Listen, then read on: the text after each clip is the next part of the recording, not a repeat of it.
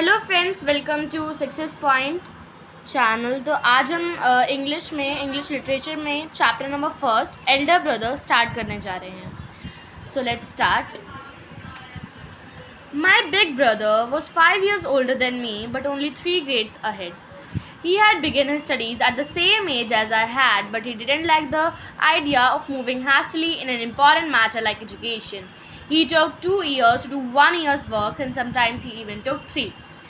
तो बेसिकली जो ये स्टोरी है ये दो भाइयों के बीच में है। जो छोटा भाई है वो नरेटर है और जो कि मुंशी प्रेमचंद हैं, और जो इनके बड़े भाई हैं ये इस कहानी में बताते हैं कि जो इनके बड़े भाई हैं वो बहुत ही ज़्यादा पढ़ाकू हैं और इन्हें पढ़ाई बिल्कुल पसंद नहीं आती है।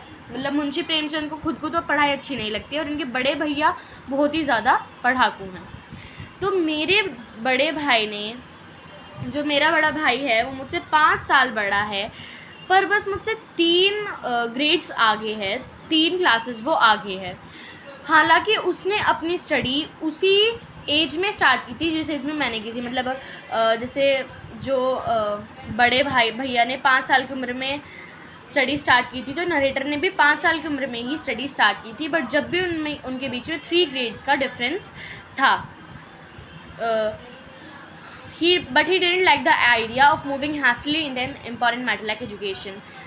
और इसीलिए उन्हें ये 2 साल जो गैप में रह गए हैं इसीलिए हो गए क्योंकि बड़े भैया को ये आइडिया अच्छा नहीं लगता था कि वो एजुकेशन जैसे इम्पॉर्टेंट मैटर में जल्दबाजी करें।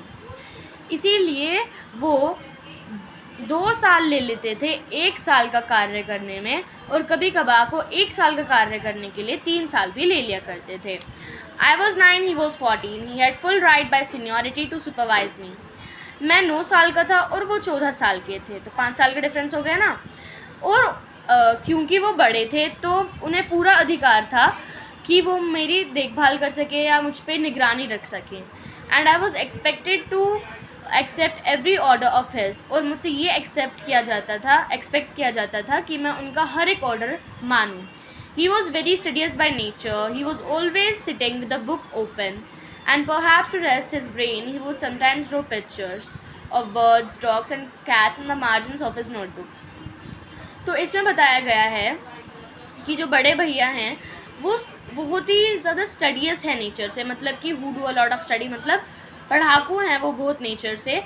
और कभी कभार जैसे हम पढ़ रहे होते हैं तो हमें ब्रेक चाहिए होता है, तो जब वो ब्रेक लेते हैं या आप बोल सकते हो जब वो अपने माइंड को रेस्ट करना चाहते हैं, अपने ब्रेन को रेस्ट करना चाहते हैं, तो उनके बड़े भैया क्या करते हैं, ऑथर के, वो बर्ड्स के, डॉग्स के, कैट्स के पिक्चर्स को ड्रॉ करते हैं अपनी नोटबुक के मार्जिन्स को। मार्जिन्स क्या होता है, जैसे आपने देखा होता है कोई भी आपकी नोटबुक होती है तो यहाँ पे जो होता है आपको लिखना होता है, आपकी लाइंस वगैरह होती है, और ऊपर जो खाली स्पेस होता है और नीचे भी खाली स्पेस होता है, तो उसे बोलते हैं हम मार्जिन। ठीक है, तो जो बड़े भैया हैं वो मार्जिन्स में इसकी डॉग्स की, बर्ड्स की और कैट्स की पिक्चर्स ड्रॉ करते हैं। और sometimes he would write a name, a word और a sentence 10 or 20 times. He would copy a stanza several times in beautiful letters or create new words that made no sense. या तो वो ऐसे draw करते हैं pictures, या वो कोई नाम लिखते हैं, कोई शब्द लिखते हैं, या कोई सेंटेंस लिखते हैं 10 से 20 टाइम्स, ठीक है, अपने ब्रेन को रेस्ट देने के लिए। और या वो कोई भी स्टैंजा को कॉपी कर लेते हैं। देखो, स्टैंजा और पैराग्राफ में अंतर होता है। स्टैंजा होता है जो पोएम्स में पैराग्राफ होते हैं, देखा है ना। स्टैंजा बोलते हैं कि फर्स्ट स्टैंजा का मीनिंग क्या है, सेकेंड स्टैंजा का मीनिंग क्या है। वो पोएम में जो पैराग्राफ होते हैं उन्हें स्टैंजा बोलते हैं। तो या तो वो किसी भी पोएम को कोई भी स्टैंजा कॉपी कर लेते थे ब्यूटीफुल लेटर्स में, और कोई ऐसे शब्द बना देते थे जिनका कोई अर्थ ही नहीं होता था। I didn't really like studying. To pick up a book and sit with it for an hour was too much of an effort. मुझे पढ़ाई बिल्कुल पसंद नहीं थी, और एक बुक को उठाना और उसके साथ बैठना 1 घंटे के लिए मेरे लिए तो बहुत ही ज़्यादा मुश्किल था। As soon as I got a chance, I would leave the hostel and go to the playground and play marbles or fly kites. जैसे ही मुझे चांस मिलता था मैं हॉस्टल को लीव कर देता था। इससे पता लगता है कि जो ऑथर है और उनके बड़े भैया एक हॉस्टल में रहा करते थे, तो जैसे ही ऑथर को चांस मिलता है वो अपने हॉस्टल को लीव कर देते हैं और वो प्लेग्राउंड में खेलने के लिए चले जाते हैं, जहाँ पे वो क्या खेलते हैं, मार्बल से खेलते हैं और कभी कभार वो क्या उड़ाते हैं, पतंगे भी उड़ाते हैं, और जस्ट मीट अ फ्रेंड, और कभी कभार वो अपने फ्रेंड से भी सिर्फ मिलते हैं, खेलते कूदते नहीं हैं. What could be more fun? But as soon as I came back into the room and saw my brother's scrolling face, I would be terrified. पर जैसे वो मार्बल्स खेलते हैं, अपने फ्रेंड से मीट करते हैं, प्लेग्राउंड चले जाते हैं, पतंगे उड़ाते हैं, तो मतलब वो बताते हैं कि इससे ज़्यादा किस चीज़ में मज़ा है ना. पर जैसे ही मैं अपने कमरे में वापस आता हूँ और अपने भाई का स्क्रॉलिंग फेस देखता हूँ, मतलब एंग्री फेस देखता हूँ, मैं बहुत ज़्यादा डर जाता हूँ. His first question would be where were you? उनका पहला क्वेश्चन होता है कि तुम कहाँ थे. Always the same question which he asked in the same tone and I could only answer with silence. हमेशा यही सवाल पूछते हैं वो उसी टोन में, मतलब गुस्से वाली टोन में, और मैं बस साइलेंस से आंसर कर पाता हूँ, मतलब मेरे मुंह से कोई भी शब्द नहीं निकल पाता है. I don't know why I couldn't say that I had just been playing outside. मुझे आज तक नहीं पता चला या मुझे नहीं पता कि मैं क्यों नहीं कह पाया कभी कि मैं अभी बाहर से खेल कर आ रहा हूँ. My silence was an acknowledgement of guilt, and my brother would always say angrily, if you study English this way, you'll be studying your whole life and you won't get one word right. मेरा जो silence होता है वो मेरे guilt का acknowledgement होता है. मतलब एक्नॉलेजमेंट का मीनिंग आपको वर्ड मीनिंग्स में दिया हुआ है यहाँ पे, ये रहा, एक्सेप्टेंस. मतलब कि एक्नॉलेजमेंट ऑफ गिल्ट, मतलब कि मुझे मेरा जो साइलेंस होता है वो मुझे मेरे गिल्ट के एक्सेप्टेंस एक तरह से होता है. मतलब जब मैं चुप रहता हूँ तो मुझे अपना गिल्ट महसूस होता है.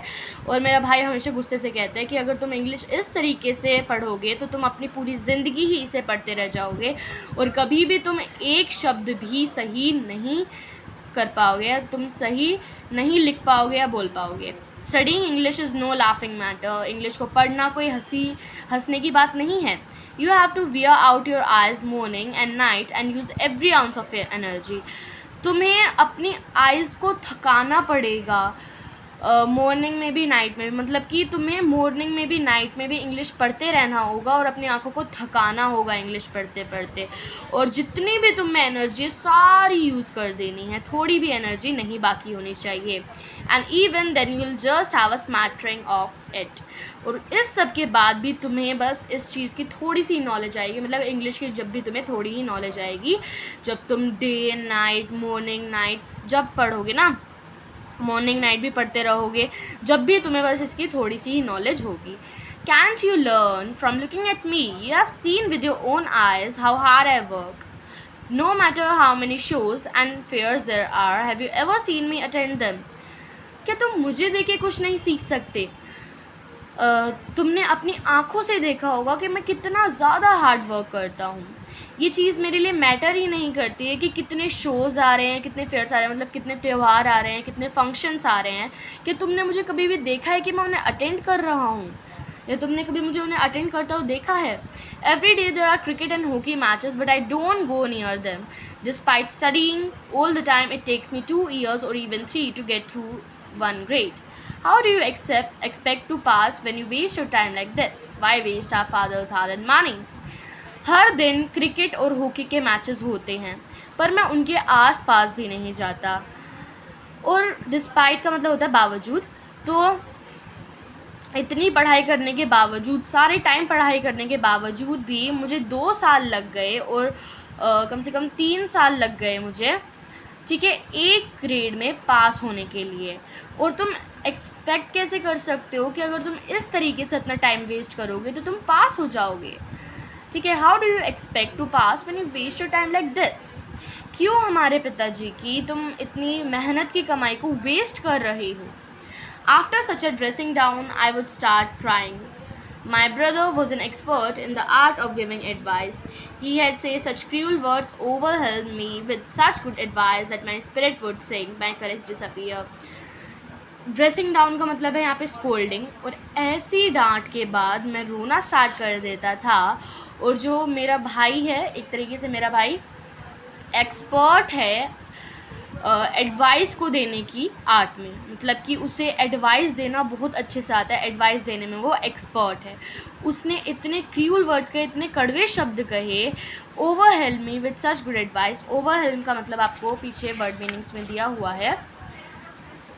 Overwhelm have a strong emotional effect. Okay, overwhelm me with such good advice मतलब उन्होंने इतने कड़वे शब्द कहे कि मुझे अंदर से इमोशनल फीलिंग आई और गिल्ट तो महसूस हुआ मुझे कि उन्होंने इतनी अच्छी एडवाइस दी कि जो मेरी स्पिरिट थी, मेरा करेज था, वो सब कुछ डिसअपियर हो गया। मतलब जो मुझ में हौसला था, हिम्मत थी, सब कुछ डिसअपियर हो गया, गायब हो गया। I would think, why don't I run away from school and go back home? Why should I spoil my life fiddling with work that's beyond my capacity? और मैं सोचता हूँ कि क्यों मैं अपने स्कूल से भाग क्यों नहीं जाता, मैं अपने हॉस्टल से भाग क्यों नहीं जाता और घर क्यों नहीं वापस चला जाता। क्यों मैं अपनी पूरी लाइफ एक ऐसे कार्य को करने में गुजार दूँ या वेस्ट कर दूँ जो कि मेरे कैपेसिटी के अंदर है ही नहीं, या जिसे मैं करने के लिए असमर्थ हूँ। But after an hour or two, I would get over my despair and resolve to study with all my might. I drew up a schedule on the spot. In my timetable, the time for play was entirely absent. पर 1-2 घंटे के बाद मेरी जो sadness है वो दूर हो जाती है और and resolve to study with all my might, और मैं ये निर्णय लेता हूँ कि मैं पढ़ूँगा बहुत तेज़। ठीक है, यहाँ पे ऑथर बताते हैं कि थोड़ी देर बाद, 1-2 घंटे बाद मेरी सैडनेस दूर हो जाती है और मैं पढ़ने लगता हूँ जितनी भी मुझ में पावर होती है उसके साथ।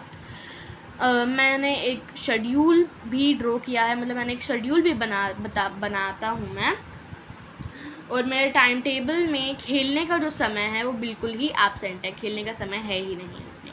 Gate up at the crack of dawn, wash my hands and face at 6, eat a snack, sit down and study from 6 to 8 English, 8 to 9 arithmetic, 9 to 9:30 history, then meal time and afterwards off to school. Crack of dawn मतलब कि जब सूरज उगता है उस time पे ही मैं उठूँगा, अपने हाथ पाथ धोऊँगा और अपना मुंह धोऊँगा 6 बजे तक लगभग, और फिर मैं अपना स्नैक्स खाऊँगा और उसके बाद बैठ जाऊँगा और पढ़ूँगा। 6 से लेके 8 बजे तक मैं इंग्लिश पढ़ूँगा, 8 से लेके 9 बजे तक अरिथमेटिक पढ़ूँगा, और अरिथमेटिक मैथ्स का ही पार्ट होता है। ठीक है, 9 से लेके 9:30 बजे तक मैं हिस्ट्री पढ़ूँगा और उसके बाद थोड़ा सा खाना खाऊँगा और उसके बाद मैं स्कूल चला जाऊँगा। A half hour's rest at 3:30 when I got back from school. Geography from 4 to 5, grammar from 5 to 6, then a half hour's walk in front of the hostel, 6:30 to 7, English composition, then dinner, translation from 8 to 9, Hindi from 9 to 10, from 10 to 11, miscellaneous, then to bed. मतलब कि school तो मैं चला गया, फिर school से जब आऊँगा तो आधे घंटे का रेस्ट लूँगा, मतलब जब मैं स्कूल से कब आता हूँ 3:30 बजे आता हूँ, तो मैं आधे घंटे का रेस्ट लूँगा। ओके, हाँ सही है। और ज्योग्राफ़ी फिर मैं 4 से लेके 5 बजे तक मैं ज्योग्राफ़ी पढ़ूँगा, ग्रामर को मैं 5 से लेके 6 बजे तक पढ़ूँगा, और फिर जब 6 बजे तक मेरी ग्रामर कंप्लीट हो जाएगी, जब मैं आधे घंटे के लिए वो करूँगा हॉस्टल के सामने, फिर 6:30 बजे से लेके 7 बजे तक मैं इंग्लिश कॉम्पोजिशन पढ़ूँगा और उसके बाद डिनर करूँगा और उसके बाद ट्रांसलेशन पढ़ूँगा। 8 से 9 ट्रांसलेशन, मतलब इंग्लिश का जो हिंदी में ट्रांसलेशन करते हैं ना, उस तरीके से इसमें बताया गया है। Then dinner translation from 8 to 9, उसके बाद मैं हिंदी पढ़ूँगा 9 से लेके 10 बजे तक, और फिर 10 से लेके 11 बजे तक मिसलिनियस, मतलब कि मिसलिनियस का मतलब होता है बहुत सारे सब्जेक्ट्स का रिविज़न आप बोल सकते हो, वो करूँगा और उसके बाद में जाके सो जाऊँगा। But it's one thing to draw up a schedule, another to follow it. It began to be neglected from the very first day. The inviting green expanse of the playground, the balmy winds, the commotion on the football field, the exciting stratagems of prisoners' base, the speed and flurries of volleyball would all draw me mysteriously and irresistibly. बस एक तो चीज़ होती है कि schedule को draw कर लेना, दूसरी चीज़ ये भी होती है कि उसे फॉलो करना। ठीक है, और जो मैंने शेड्यूल ड्रॉ करा है उसे मैं सबसे पहले दिन से ही इग्नोर करना मैंने उसे स्टार्ट कर दिया था। कहने का मतलब है कि मैं उसे फॉलो नहीं करता था, क्योंकि प्लेग्राउंड के इनवाइटिंग ग्रीन एक्सपेंस, एक्सपेंस क्या होता है, एक वाइड सा एरिया जो होता है, ठीक है, वाइड सा एरिया जो होता है प्लेग्राउंड का। और बैलमी विंड्स मतलब अच्छी खासी जो प्लेजेंट विंड चलती रहती हैं। कोमोशन ऑन द फुटबॉल फील्ड, कोमोशन का मतलब आपको दिया होगा, देखते हैं एक बार, सारे वर्ड्स के मीनिंग देख लेते हैं। Expanse a wide and open area, balmy warm and pleasant winds, commotion excitement, stratagems, plans use to gain advantage और ट्रिक एन अपोनेंट, ठीक है, बीच में देखेंगे। तो एक्सपेंस का मतलब समझ आ गया, बैलमी विंड्स का भी। कोमोशन ऑन द फुटबॉल फील्ड का जो मैं बताया था, एक्साइटमेंट फुटबॉल फील्ड की, फुटबॉल फील्ड में जाने की एक्साइटमेंट जो होती है। और जो प्रिजनर स्पेस, यहाँ पे क्या होता है, प्रिजनर स्पेस कबड्डी को बोलते हैं। तो कबड्डी के स्ट्रेटजम्स मतलब कि जब हम कबड्डी खेलने जाते हैं, दूसरे खिलाड़ी के उसमें जाते हैं पाल में, तो उसमें क्या करते हैं, हम ट्रिक करते हैं दूसरे ओपोनेंट को अपने, है ना। तो वही है स्ट्रेटजम्स ऑफ प्रिजनर स्पेस। और the speed and flurries of volleyball, मतलब कि वो आंधियाँ वॉलीबॉल के, कहने का मतलब एक तरह से डिस्क्राइब किया गया है उनकी फीलिंग्स को यहाँ पे। तो ठीक है, यहाँ पे कहने का मतलब क्या है कि ये प्लेग्राउंड में जाने की उत्सुकता, विंड्स, ठीक है, विंड्स का मज़ा लेने की उत्सुकता, फुटबॉल फील्ड में खेलने की उत्सुकता, प्रिजनर्स बेस को खेलने की उत्सुकता, वॉलीबॉल को खेलने की उत्सुकता, ये सारी चीज़ें मुझे मिस्टीरियसली ऑब्वियसली ड्रॉ कर लेती हैं, इरेसिस्टिबली, मतलब ऑब्वियसली ये सारी चीज़ें मुझे ड्रॉ कर लेती हैं, मेरे जो अटेंशन है उसे ड्रॉ कर लेती हैं, और मेरा फिर पढ़ाई में ध्यान नहीं लगता है, ठीक है। तो आगे का हम अगली वीडियो में कंटिन्यू करेंगे, तब तक के लिए bye bye, thanks for watching.